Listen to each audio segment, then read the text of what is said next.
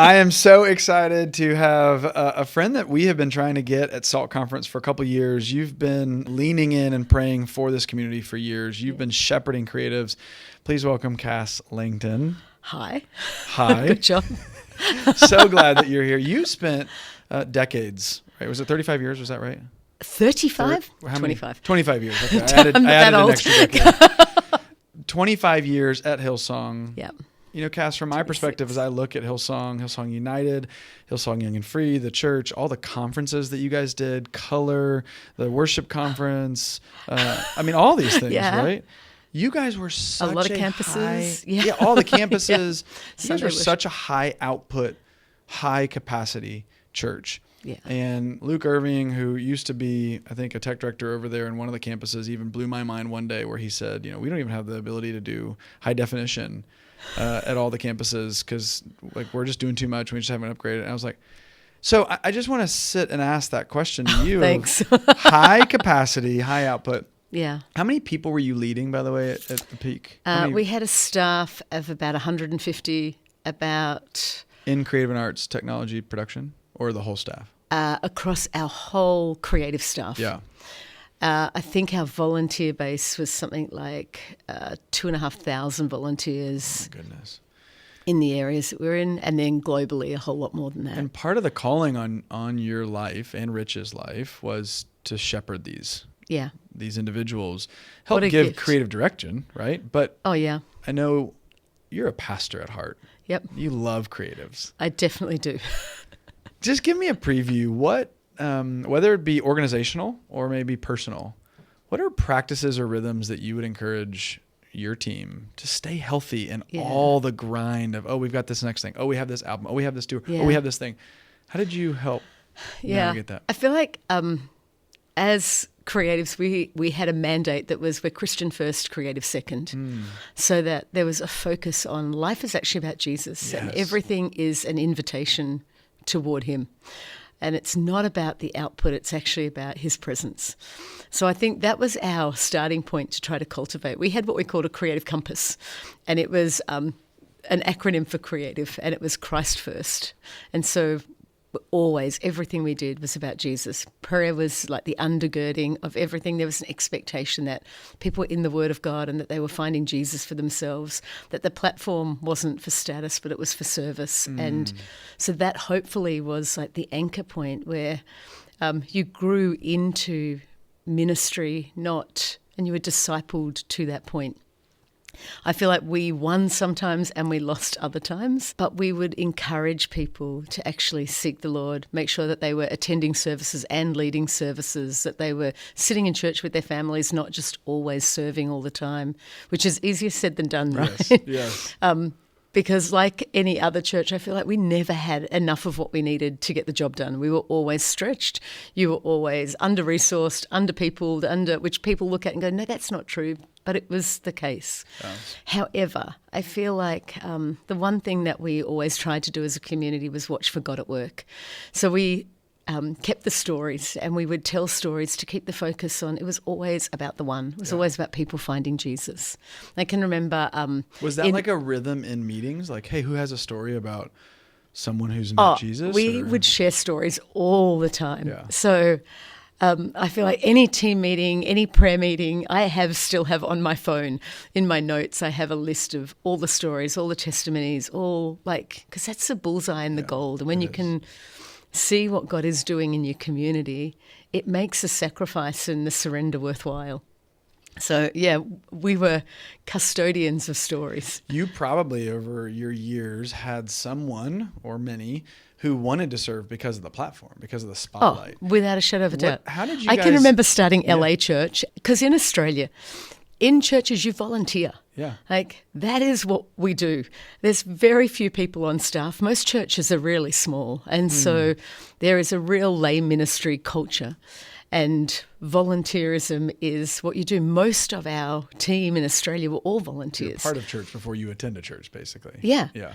We planted LA, and all of a sudden I got a slab of like resumes on my desk from people going, when you open Hillsong LA, we'd like to audition. And I'm like, what is this? LA culture? Because we home grow, we raise up. They're kids that come through youth. We had in like kids a 5-star program for leaders, and there would be guys on production desks at 10 and leading worship, and you were raised in those ways. And so as you grew up, you aspired to be allowed to be trusted to serve the church that way.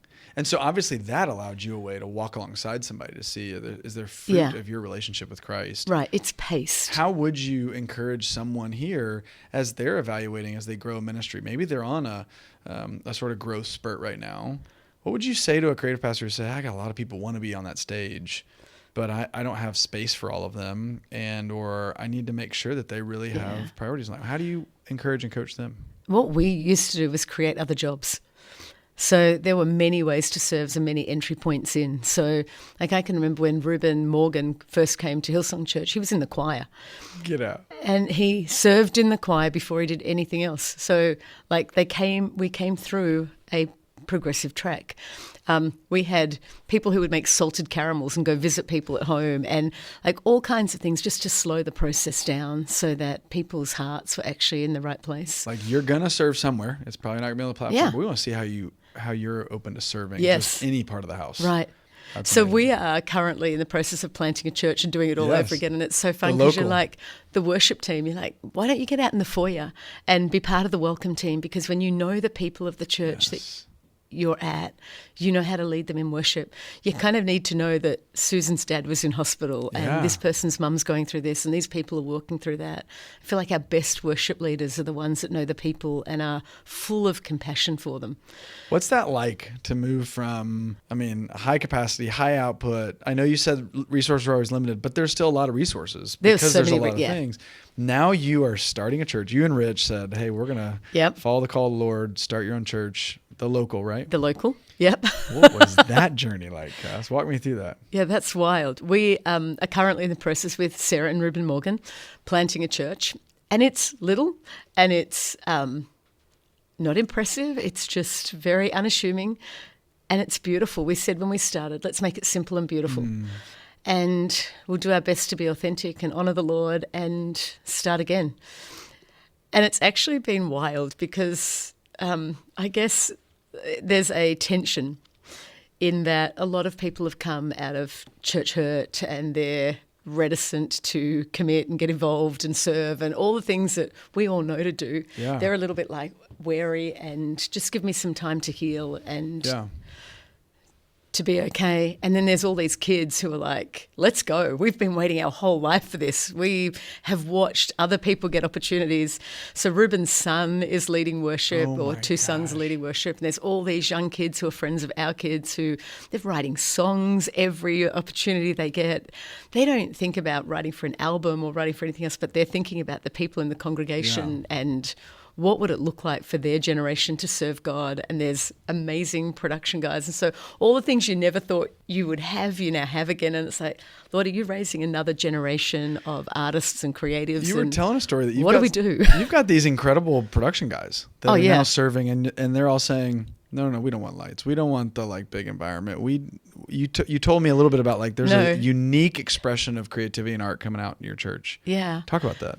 Yeah, I guess when we started, we went, how do we not just copy and paste and recreate what we came from? I love what Hillsong was and I love our involvement in it and I'm really grateful for the legacy. And I think it has marked us, it's given us a real appreciation for art and a song and all of those things being at work and showcasing what God is like. I feel like they belong in the church. They're part of what it means to be Christian and to create a way for people into the presence of God. But when we started, we went, okay, what are we going to do? How is it going to look here? And what is our expression going to be? And so we went, what if we just saw our role as pastors to help people imagine their way into the story of Jesus? And then those words just created a really wonderful conversation around, okay, well, what are we imagining our way into? So one of the first things we did was we had communion and we're like, okay, let's help people imagine their way into communion. What would that look like? And so I preached a message and I found a Philip Yancey quote. And it was this beautiful quote that says, why do we hold up these little cups when what we should do is like gather round tables Yes. with joy and dancing and celebration and tell each other our homecoming stories. Yeah.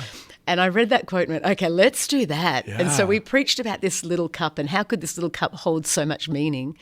And then at the end of the service, we said to the church, instead of taking this little cup tonight, why don't you head over to the studio? And we had laid banqueting tables. Oh my gosh. And they were the most beautiful looking tables you've ever seen. There's candles and music and it smelt beautiful and there was bread and wine, all sorts of stuff, cheeses and meat. And everybody stood around these tables and told their homecoming stories. And like people were weeping, remembering what Jesus had done, how he had found them. And the community started to forge around tables. And so, which really was the picture Jesus gave us in the was Last exactly Supper. what he was asking for. Yeah. And I'm like, we've reduced it to such a minimal expression. How do we actually broaden this for people? And so they started to catch a glimpse of like, what was the early church like and what should we buy into and what kind of songs should we sing and what did it sound like and what does joy feel like?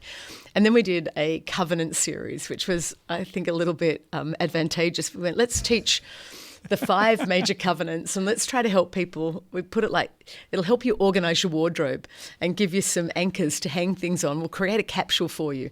But we created this art installation in the foyer. So every week you would walk in and it would be like the Genesis covenant. There'd be a big apple and like, what was it and how did it work? And then the next week was Noahic and then Abrahamic. And it was just so fun because people saw it in front of them and understood what it meant for them. And it was more than just song and music. It was kind of allowing the creativity to bubble under the surface. I love this. You know, my church did a thing about communion.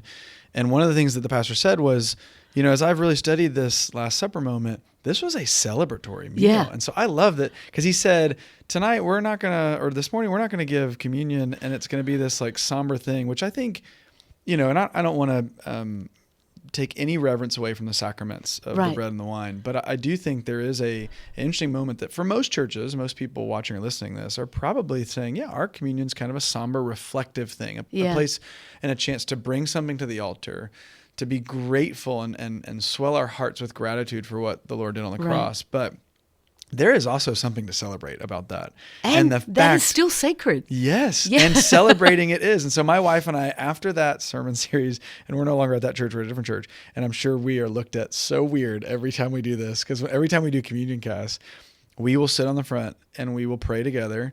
And then we will get the elements and we get the tiny little cup and we turn to each other and go, cheers. And part of it's just a reminder of, Lord, you threw a party with your disciples. You wanted to have one last hurrah. And you just said every time you break bread, which to them obviously was at every meal. And so I've thought about that of chips and salsa at a Mexican place or, you know, the appetizer that comes out at a meal.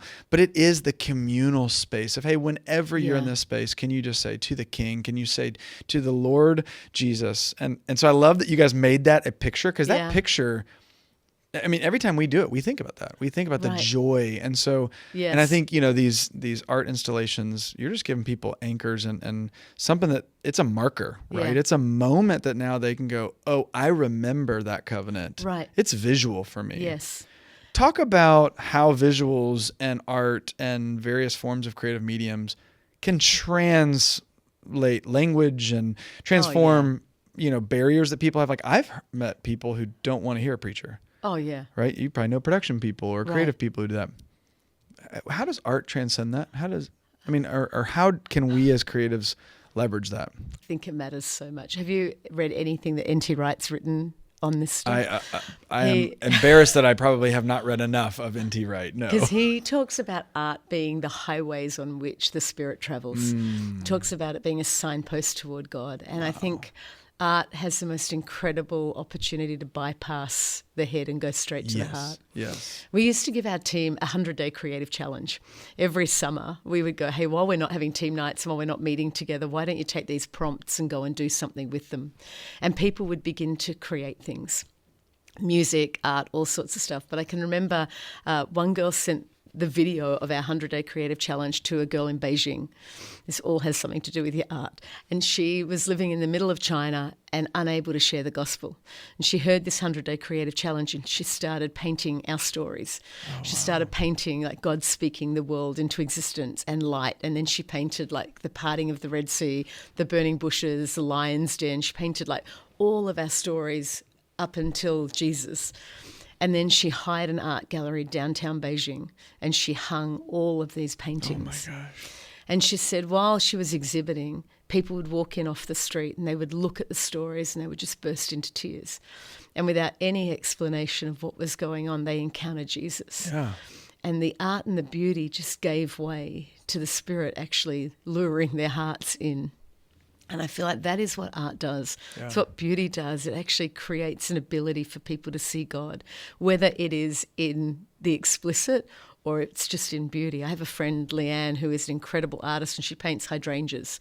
And she paints like flowers and exhibits them. But she goes, every time I do it, something about the beauty just points to God, and people see beyond what's actually there. And I think that was the aim of like all the Renaissance guys and the cathedrals and the paintings, that we would see something beyond what was able to be seen in the natural, and it would give glory to God. 100%. I think we have the opportunity to create those churches now. We've become so stereotyped and bland, and we've lost some of that. But it's a God-given gift. The first time he poured out his Spirit, it was on Bezalel, who was an artist. And his and whole... to teach others that same Spirit, craftsman who was to design the temple. Yeah. I just feel like And there was so much intentionality in the colors and and the textures and the fabrics, and you start reading this and you're like, oh my gosh, God cares a lot about the visual of his church. Well, and God is the ultimate artist, right? Yes. He hides creatures in the depths of the sea that nobody will ever see. And who, like, the way he creates is excessive and beautiful. And we're meant to model that. Yeah. I'm a fan. I'm like sitting here thinking, Jesus, said, I came not for the healthy, but for the sick.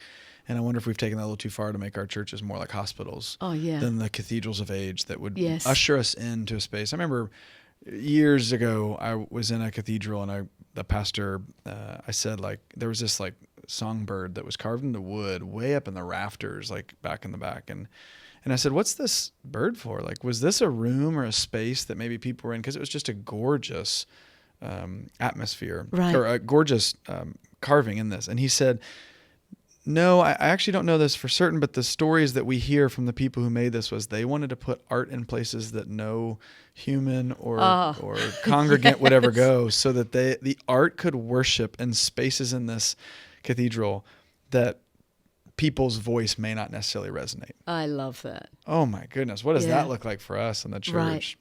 And like all those stories about like Rembrandt, who paints himself into all the pictures, like the storm in the Sea of Galilee, and there's 13 disciples, because he so identifies with their lack of faith and their lack of courage in the face of what is happening, but he wants to be there. I'm like, there is something about art that paints our way into the story, that allows us to imagine differently and see God, which is so fun. I spent a lot of time at the Vatican. My favourite sculpture is there, the Pietà, which is like Mary holding Jesus' body. And it's the most amazing piece of art. But she has a sash on her. And apparently Michelangelo, like, he sketched his name into it because they said that Rodin had done the sculpture, not him. And he got so full of pride that he decided to mark it. He'd never signed a piece of his work before.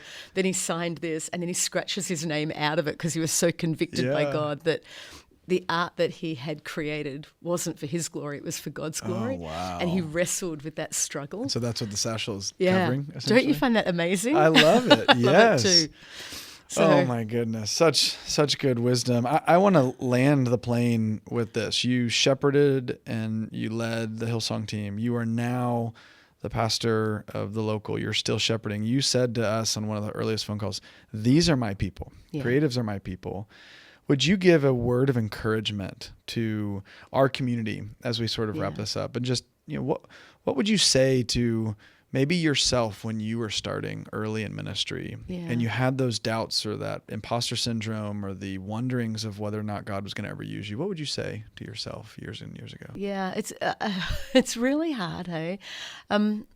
I guess for creatives, I feel the tension of life, like the Michelangelo moment, right? Where you're so gifted and clever and have such amazing abilities to create, and then wrestle with how do you steward that gift and am I good enough? Am I too good? Will God ever use me? Will he not use me? Like, how do I be seen? How do I not be seen? Like, what happens there?